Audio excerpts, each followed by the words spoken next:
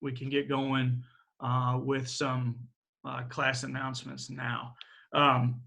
Quiz 3, which I published and made available on Friday last week. I told you it would be towards the end of the week. Make sure you're doing that this week. Okay. I would like, ideally, for it to be tried to be completed this week. Although, you know, I understand that you have other classes and other things. I'm not trying to crush you here on that. So just don't let it creep up on you and fall behind. Okay, on those. Make sure you're getting as many that you're kind of staying ahead. All right, because what I'm hearing from a lot of people is sometimes you get caught behind on these things that are remote and online, and then it can feel like you're drowning. You can't get ahead of it. Okay, so make sure that you're trying to stay ahead of things. Quiz number 3 this week.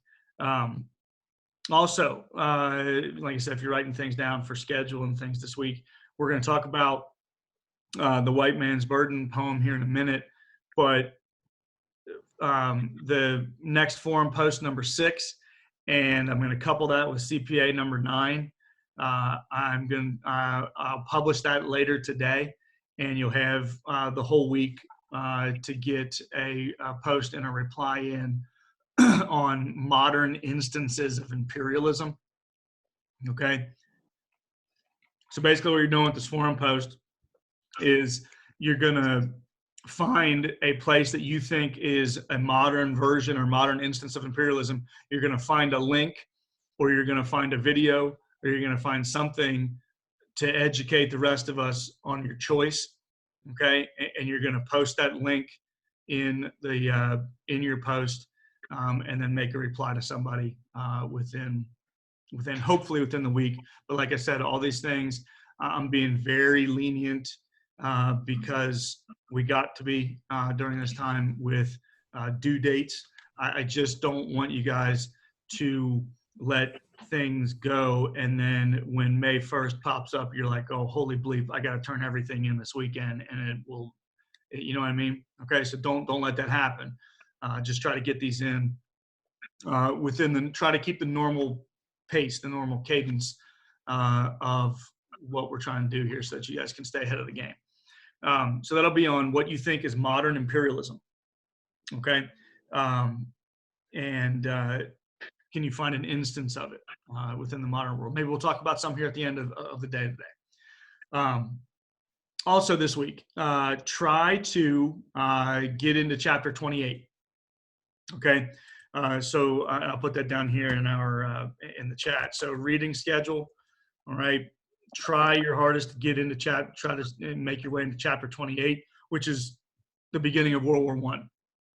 Okay, and one of the things I want to do this week is, and this won't be a CPA, and it won't be something that's due with points or something, but I want to have a decent discussion on Friday in our Zoom session of what you think the causes are. So can you find some causes behind World War I and what mainly triggers it? Okay, so I'll put that out in the chat there. Can you find causes behind World War I? What are some things? Obviously, the one that comes to everybody's mind should be the assassination of Franz Ferdinand, who was the leader of Austria. But those are all things that you'll be able to talk about and read about this week. But there's a lot of other underlying causes, and we'll see if we can't pick out a few of those. This week, I'm going to be posting a bunch of links and videos, helpful links and helpful videos that you can watch and hopefully take some notes on for what will be quiz number 4 in the upcoming weeks. The first 2 you might have seen this morning. I posted a helpful video link on the Spanish-American War, which we'll mention here in a couple minutes and talk about briefly, as well as Teddy Roosevelt, the presidency of Teddy Roosevelt, which is kind of the peak of American imperialism happened under the watch of Teddy Roosevelt. Okay, So make sure that you're watching those videos. Very helpful, fun videos, not very long, and you're getting as many notes as you can from those videos. Okay, so that's kind of it for announcements. You guys got any questions for me or anything along those lines? What we're doing this week? So again, this week. So is this, yeah, go ahead, Michael. is this all the kind of stuff that you want us? So finding the causes behind World War One. What else did you want us to do?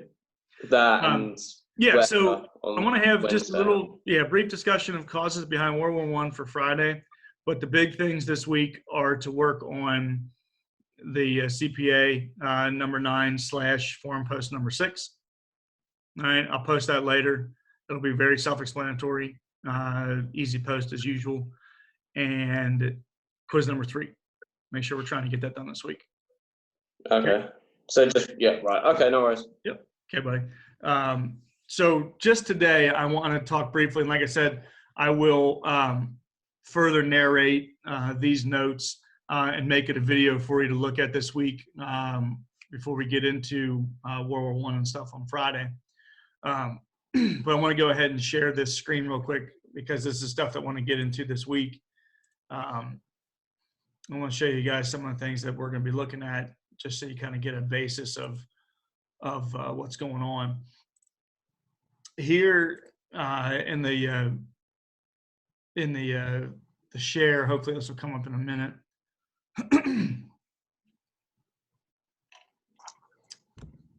Can everybody start to see this? Yes, no, maybe so. Yeah. So here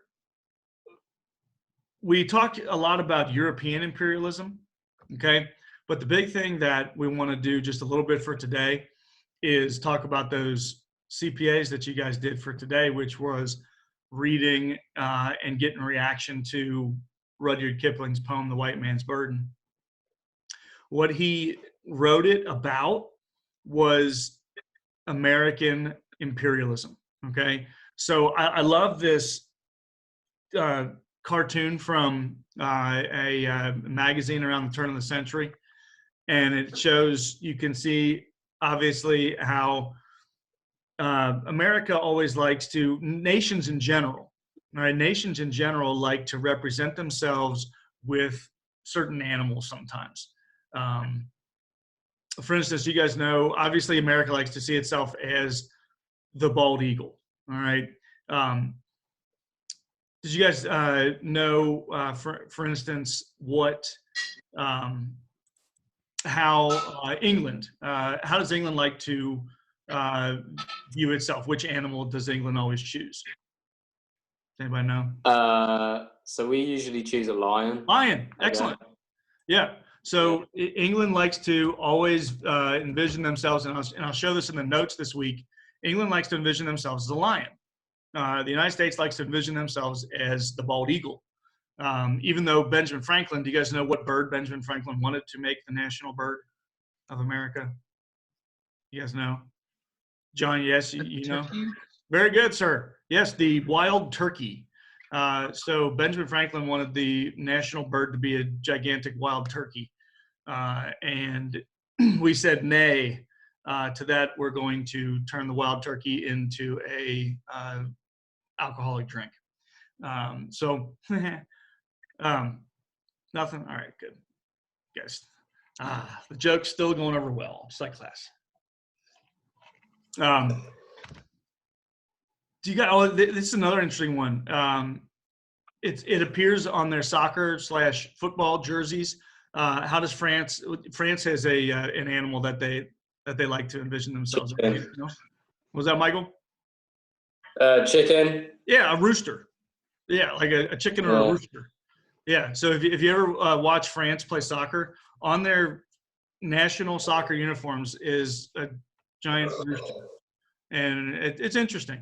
So, you know, nations, they all will choose animals to depict themselves.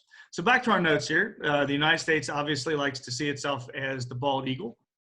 You can see from this picture how the wings are spread all the way out here, and it's kind of hard to see, but you'll see this better when you can get the notes for yourself. The Philippines, all right, down here, all right, as well as its left wing, okay, on the right side of your screen, its left wing is now going to be covering places like Puerto Rico and Cuba and Panama and other places like that, okay? So that's an interesting one to look at. Another cool image that we'll look at this week is when we see who the presidents were. Prior to Teddy Roosevelt taking over, the president was a guy named William McKinley from Ohio. And what you can see here is here's President McKinley, and this is Uncle Sam, the traditional sort of figure that the United States, Uncle Sam. And you can see on Uncle Sam's pant stripes how it says Texas, Louisiana Purchase, Florida and Alaska, California, Hawaii, Puerto Rico. So all the places that the United States has expanded into are written on his trouser legs here. And you can see them. And over here, he took land. It was rational land. These were good places that needed to be taken and helped and civilized and imperialized and all that stuff.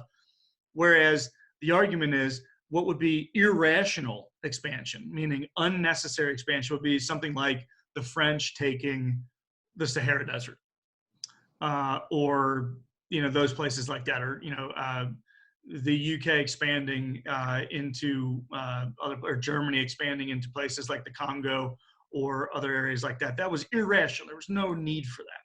But the United States always says, look, these places like Hawaii, Alaska, Puerto Rico, this is very rational. This is good. All right.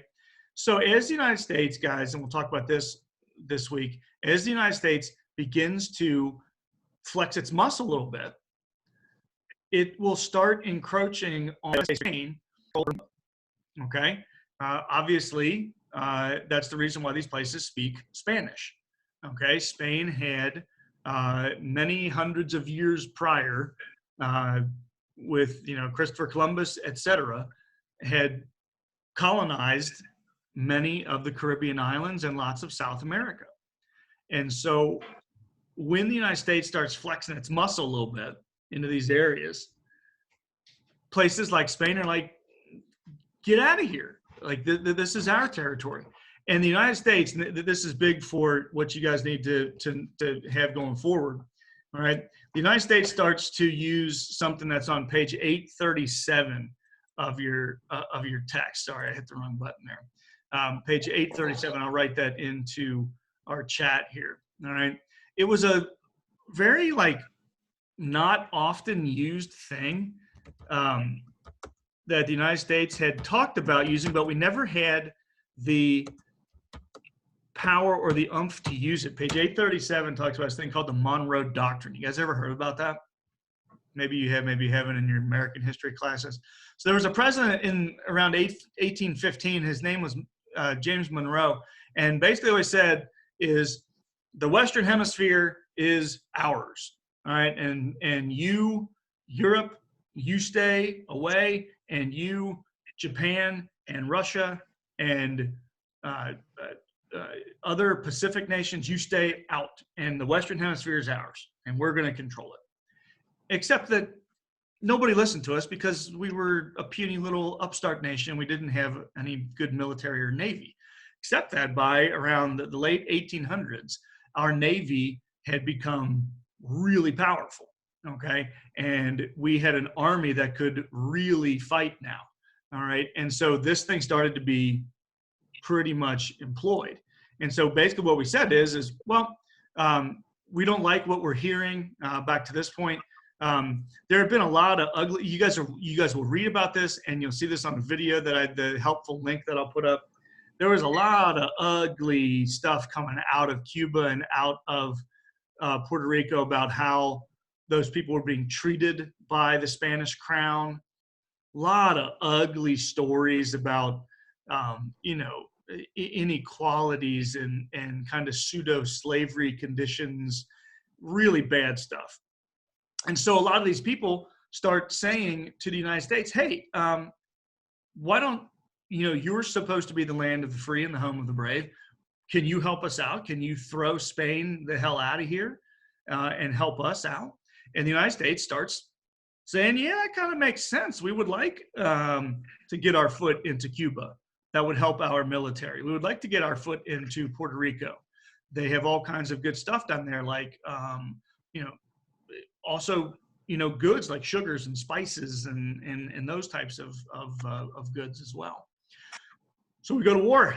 Spain tells us to stop. We say, you want to make us stop, come over and fight us. And the United States and Spain go to war. And it's not a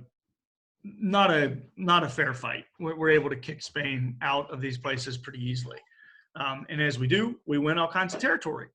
The United States wins Pacific Islands like Guam and the Philippines. And they also United States gets Puerto Rico, and Puerto Rico remains to this day a protectorate, kind of the United States' 51st state is how Puerto Rico is always seen. It's like our 51st state. And I don't know why they just don't make it a state and let them participate in our elections. We basically, it doesn't make any sense to me, but that's not a discussion for today. Cuba, we relinquish and sort of give them their independence in the hopes that they will be friendly to us. And Cuba is very friendly to us for about 50, 60 years. And then they will undergo a communist revolution, which we'll talk about a little bit later. Okay? So the point is I'm going to click on this map right here. The point is the United States gets all of this interestingly cool territory out in the Pacific from Spain. Now, this is really important militarily because now we can have our Navy here in San Diego and San Francisco be able to stop at these places along the way, refuel, maybe territory down here, Puerto Rico, territory. All right? Big problem, guys. The big mess right? Not from sailor. So when they start to say, we need to figure out a way to New York ASAP as quick as possible. And we start looking around for the shortest distance. Zero in on is this down here called which the riches and it's the shortest. Then we have to kind of make and so it brings us to this kind of about here, which we'll talk about. And basically here again, huge gun on this ship pointing the Monroe Doctrine at the ugliness, like I said, but that's we'll talk about. All right. So last year, break your guys' thoughts on Whiteman and then like that. We have into this part of the poem that you find particularly interesting. Most imperialistic. Anybody want to type in or speak up? You're all unmuted. You can talk whenever you want. I guess if you want me to start, I'll do it. If you are reading the poem, there's a great line. I'll type it in here in our chat. It's called The Blame of Those You Better. Do you guys remember reading that at all? All right, if not, it's towards the back end of the poem. The blame of those you better.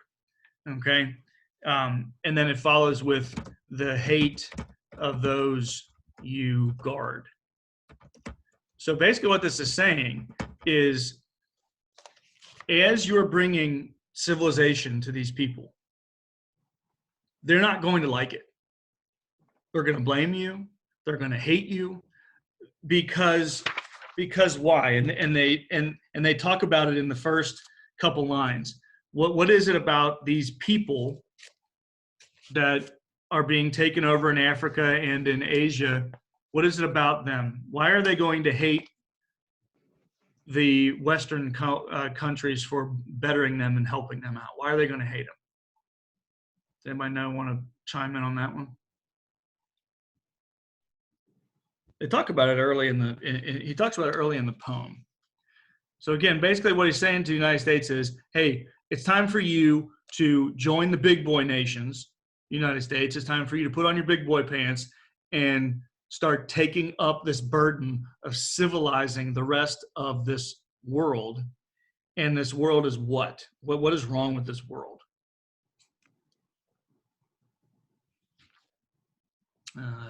Anybody? Bueller?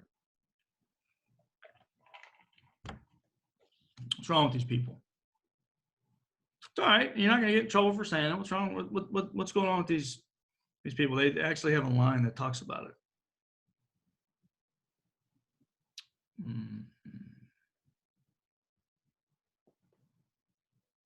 No, it's Monday. Yeah, it's Monday.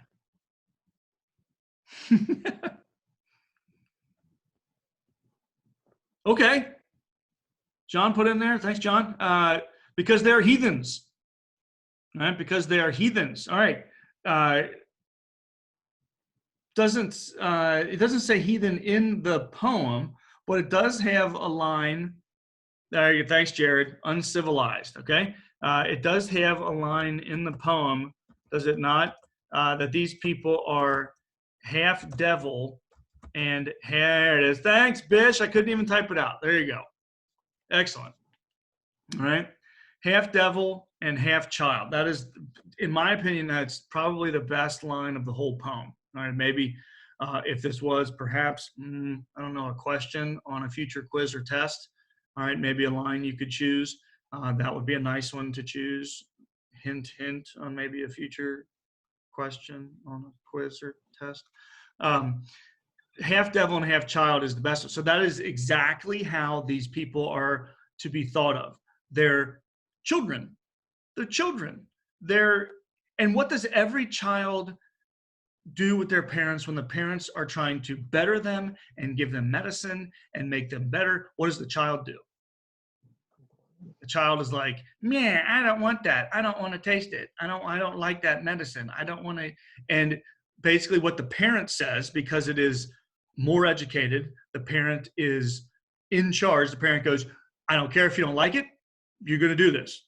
And you're going to thank me in the end. All right. I heard that a lot when I was little. And you'd be like, why am I doing this? Don't ask why. Just do it. You'll thank me later. Okay. And that is how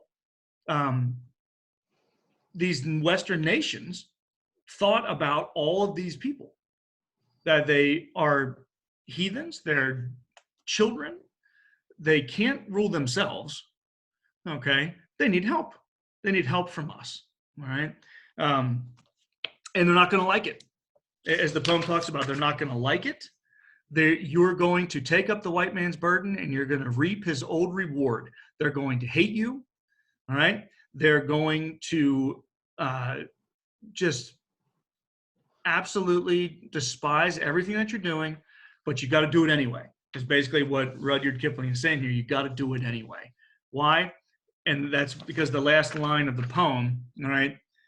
Because last 4 lines of the poem, you have to become a man now, comes now to search your manhood, the judgment of your peers. Basically what he's telling the United States is time to grow up, boys.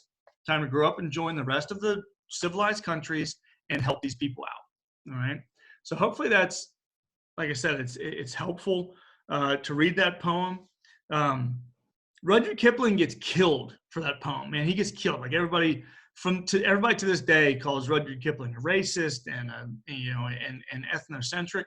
And all Rudyard Kipling was doing is what all good artists and poets do, is they hold up a mirror to the rest of society and they say, look at yourselves. Look, this is what you guys look like. He himself wasn't, a racist and wasn't like that. He was basically just writing a poem describing what he was seeing from the rest of the world, which is the civilized countries of Europe basically telling the United States, time to join the rest of us and take up the white man's burden. All right. So hopefully that is helpful to you guys on seeing why that poem is important, because now the United States will take it up and what you're going to see is the United States is going to intervene constantly in world affairs, basically now from that point forward. All right. We will turn into And Teddy Roosevelt, and I'll talk about this in your notes, Teddy Roosevelt will basically turn the United States into Team America World Police, which is a great movie if you've ever seen it. All right, it's by the makers of South Park. We're going to turn into the world police. We're going to be like, well, whenever there's injustice, you will find us. Whenever there is suffering, we'll be there, okay, to help out the poor brothers and sisters of the world, okay?